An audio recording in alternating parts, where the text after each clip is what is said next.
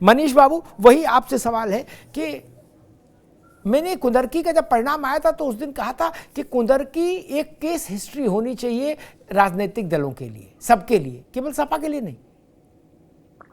कुंदरकी एक मॉडल हो गया, एक केस हिस्ट्री हो गई। सघन मुस्लिम बहुल इलाका, और वहां भारतीय जनता पार्टी के उम्मीदवार ने न केवल विजय हासिल की, सपा के उम्मीदवार की जमानत जब्त करा दी।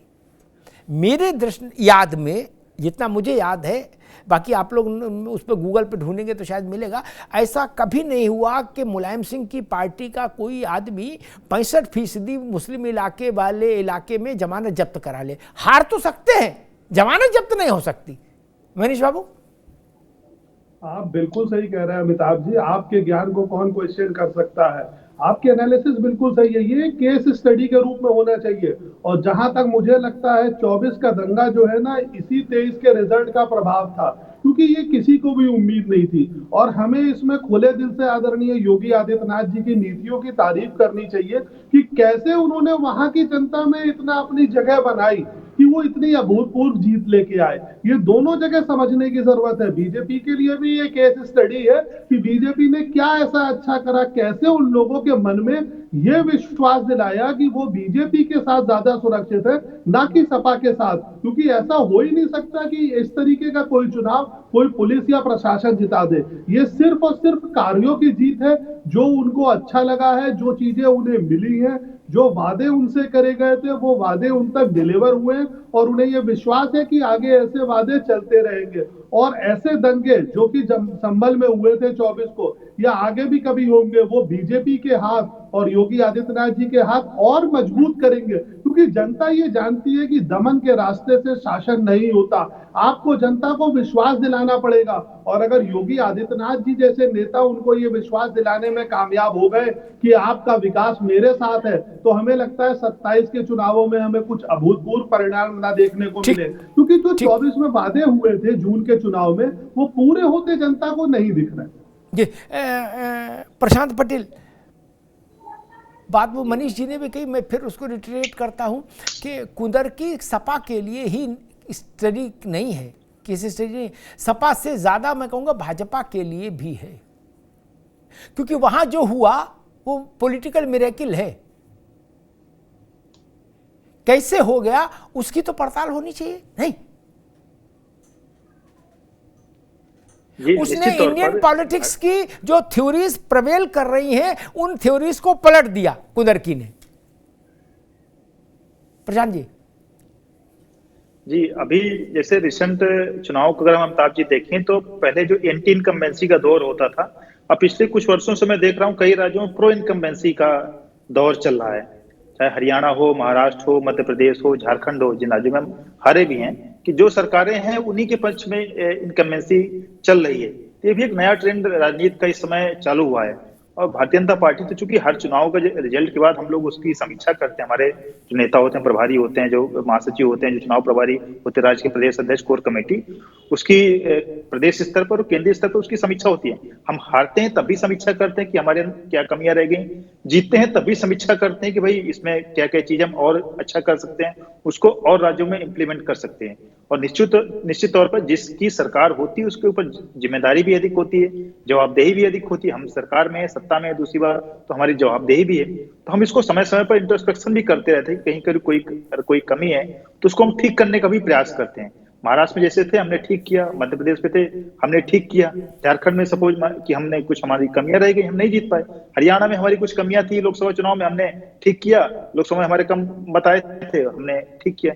इस तरह उत्तर प्रदेश में भी लोकसभा परिणाम हमारा खराब रहा, हमने अच्छा चीजें की, वहां पे ठीक की, जो कमियां थी संगठन की कुछ कीलें दुरुस्त की, हमारा उपचुनाव में अच्छा परिणाम है। तो हम लोग रिट्रोस्पेक्शन करते हैं, अपनी कमियों को दूर करते रहते लगातार, और अपनी कमियों को हम स्वीकार भी करते हैं। हम लोग कभी किसी को दोष नहीं देते, ना हम कभी समाजवादी पार्टी को दोष देते हैं, ना प्रशासन को दोष देते हैं, ना हम कभी जनता को दोष देते हैं। हम तो स्वयं को, अगर कुछ परिणाम हमारे विपरीत आता, हम स्वयं को दोष देते हैं कि ठीक है, हमसे कोई कमी रहेगी, क्योंकि हम जनता के बीच में नहीं पहुंच पाए, हम उसको आगे ठीक करेंगे। तो इसी परिप्रेक्ष्य हमें मुझे लगता है कि हम आगे भी इस तरह का हमारा जो विजय रथ है वो चलता रहेगा, उसमें कहीं कोई संशय वाली बात नहीं। मुझे लगता है कि जो संभल में हुआ, दो घटनाएं घटी। एक, संभल में सर्वे पर पथराव हुआ, पुलिस पर पथराव हुआ, कानून की अवज्ञा हुई, न्यायपालिका की गरिमा को तार तार करने की कोशिश हुई, गोली लाठी चलाई गई। तो उसका परिणाम ये हुआ आशीष जी, बिना खुदाई, बिना सर्वे, उत्तर प्रदेश के 10 स्थानों में दशकों से बंद देवालय खुल गए। अभी बहुत दिन नहीं हुए। ये उसका, संभल में जो हिंसा की गई थी, ये उसका बाई प्रोडक्ट है। जिन लोगों ने हिंसा की और हिंसा प्रायोजित की, उनको अब आंख खोल के देखना चाहिए क्या,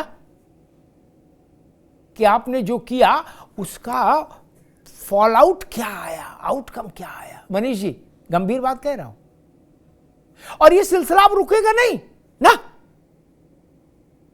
पूरे देश में जहां जहां, मैं तो स्पष्ट बोलता हूं, जहां जहां सघन मुस्लिम बस्तियों में देवालय हैं ढके हुए, वो सब देवालय मुक्त होंगे, वहां शंख ध्वनि गूंजेगी, वहां आरती होगी। अब अच्छा लगे या बुरा लगे, करो उत्पात, करो उत्पात। ये उत्पात की देन है। ना उत्पात करते संभल में आशीष जी, तो पहला मंदिर भी कोई नहीं खोजता, दूसरे के तो छोड़ ही दो। 40-42 साल से कहां खोजा, नहीं खोजा ना। लेकिन अब खोजने की शुरुआत हो गई, और 2 वकील हमारे साथ बैठे, प्रशांत और ये दीक्षित। इस पे कोई कोर्ट रोक भी नहीं लगा सकती। मंदिर के प्राकट्य पर तो कोई रोक लगा नहीं सकता, ना कोई पिटीशन फाइल हो सकती कि महादेव क्यों दिख गए, इसमें मुकदमा भी नहीं चल सकता। क्या करोगे? मैं एक बात कहता हूं, मैंने बहुत सारे मुस्लिम विद्वानों से बात कही, अगर 80 के दशक में मुस्लिम धार्मिक और राजनीतिक नेतृत्व ने, चूंकि मुसलमानों में धार्मिक राजनीतिक नेतृत्व एक बहुत गड्ढमड्ढ है, इसलिए मैंने दोनों जोड़ दिए, ने काशी, मथुरा और अयोध्या को हिंदुओं को सहर्ष सौंप दिया होता तो देश की स्थिति दूसरी होती, परिस्थिति दूसरी होती। फिर मदनपुरा का शिवालय जागृत नहीं होता। अब जागृत है, आज नहीं तो कल वहां पूजा करनी होगी। कोई सरकार नहीं रोक सकती, कोई पुलिस नहीं, अदालत नहीं रोक सकती। जिन मुस्लिम भाई की वो जमीन है, प्रॉपर्टी है, उन्होंने भी कहा कि भाई ठीक है, जब बाबा दिख गए तो करो।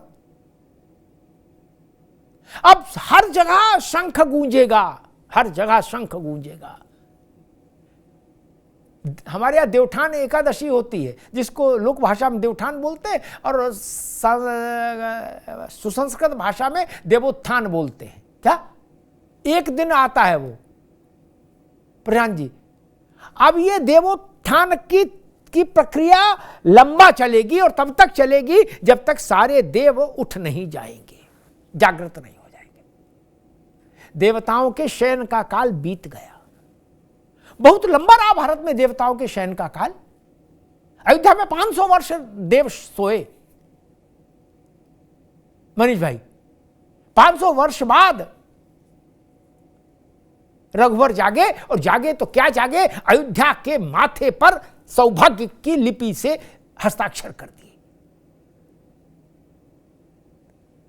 मैं देख रहा था आंकड़ा, मैं चमत्कृत हो गया। अयोध्या में जीएसटी का कलेक्शन कानपुर से ज्यादा। सोच सकता था कोई? जिन्होंने 80 के दशक में अयोध्या देखी, 90 के दशक में, वो नहीं सोच सकते। मैं नहीं सोच सकता था। मैं गया था अयोध्या दर्शन करने, जगमग जगमग हो रही, जगमग जगमग। दैहिक दैविक भौतिक तापा, राम राजनिका हुई व्यापा, वैसी स्थिति अयोध्या में दिख रही। जो माथे पर चंदन भी लगा रहा है बालक, वो भी शाम को 1500 रुपया ले जा रहा है। जो सिर्फ चाय बेच रहा है ठेली पर, वो भी 2-3 हजार रुपया ले जा रहा है। सोच रहे हैं आप? सोच सकते हैं? ये ठाकुर के जागने का प्रसाद है। ये देश भर में जागृत होंगे। मथुरा, अयोध्या और काशी सुप्रीम कोर्ट है, लेकिन जिला लोअर कोर्ट्स तो हर जगह है। हर शहर में, मोहल्ले में, गांव में, कस्बे में मुंसिफों की अदालतें वो सब जागृत होंगी, क्योंकि वो बलपूर्वक बंद की गई थी। जियाउर रहमान बर्क जैसों की राजनीति अब संकट काल में गई। ये मैं इसलिए कह पा रहा हूं क्योंकि आजम खान साहब का अध्याय सामने है। आशीष जी, जियाउर रहमान से और इनके बाबा से बड़े नेता थे आजम खान। उनका जलवा जलाल भी ज्यादा था। अब क्या स्थिति है? अब ना सपा में है और ना सपा से अलग है। न सपाई उनकी कोई सेवा सत्कार कर रहे, ना वो सपा को कुछ समझ रहे। बैठे अपना चुपचाप बुढ़ापा काट रहे हैं जेल में। यही ना, वो समय चला गया। एक मात्र समय था जब इस देश के हिंदू समाज ने कहा था कि सब छोड़िए, काशी, मथुरा और अयोध्या दे दीजिए और देश में सौहार्द रहना चाहिए। मुझे याद आता है कि मैं उन सब पलों का साक्षी रहा हूं एक पत्रकार के नाते। विज्ञान भवन में चंद्रशेखर जी ने बुलाई थी बैठक के, भाई बातचीत से कोई निपट जाए। उस बैठक का साक्षी हूं, ऐसे तमाम बैठकों का साक्षी हूं। तो मुसलमानों का के जो नेतृत्व था उसकी वो पुरानी बात याद आ गई। उनकी भाव मुद्रा होती थी मनीष बाबू, जो भाव मुद्रा दुर्योधन की थी जब केशव गए थे दरबार में धृतराष्ट्र के मध्यस्थ बनकर, भगवान कृष्ण, और उन्होंने कहा 5 गांव दे दो। बोले ना, एक नहीं देंगे, सुई की नोक बराबर नहीं देंगे। बोले ठीक है, नमस्ते, जाओ। फिर क्या हुआ था? इतिहास बताता है ना हमको फिर क्या हुआ। वो क्षण भारत ने खो दिया जिस क्षण में सब अच्छा हो सकता था, वो हमारे देश के मुसलमानों ने खो दिया। अयोध्या, मथुरा और काशी, मुझे याद है शहाबुद्दीन साहब थे, वो बिहार वाले शहाबुद्दीन नहीं, वो तो बवाली थे, जो बाबरी मस्जिद एक्शन कमेटी में थे और लोकसभा के सदस्य रहे, राज्यसभा में रहे। मैंने उनसे कहा था एक बार, ये बात होगी 90 की, मैंने कहा शहाबुद्दीन साहब, आपके लिए ये काशी, मथुरा और अयोध्या की मस्जिदें लाखों मस्जिदों में एक हैं प्रशांत जी, लाखों मस्जिदों में एक हैं। और हमने कहा हमारे लिए अयोध्या, मथुरा और काशी, मक्का और मदीना है हिंदुओं के लिए। इस अंतर को समझिए। आप उनको सामान्य मंदिर की तरह नहीं देख सकते। और आपने उस पर रुख नहीं बदला, तो अब स्थिति यह है कि आपके मोहल्ले में जितने भी मंदिर थे देश भर में, ये मुझे मेरी सिक्स सेंस कह रही है कि साल भर के भीतर उनमें से सब जागृत हो जाएंगे। सब जगह राम नाम, हनुमान चालीसा और दुर्गा चालीसा गूंजेगी। ये स्थिति है आज देश की। ये और ऐसी स्थिति है कि जिसमें किसी सरकार की जरूरत नहीं, किसी कचहरी की जरूरत नहीं। मंदिर है, मिल गया तो उसमें राग भोग होगा, पूजन होगा, आरती होगी, बात खत्म हो गई। फिर क्या समस्या? मैं तो संभल के मंदिर का दृश्य देख रहा था, मुझे कुछ लोगों ने उसके वीडियो भेजे आरती के। बताइए, उस गली में पुलिस जाने से डरती थी पहले मनीष बाबू, वहां सैकड़ों हिंदू रोते रोते आरती कर रहे हैं। ये देवोत्थान है भारत में, देवोत्थान। धन्यवाद।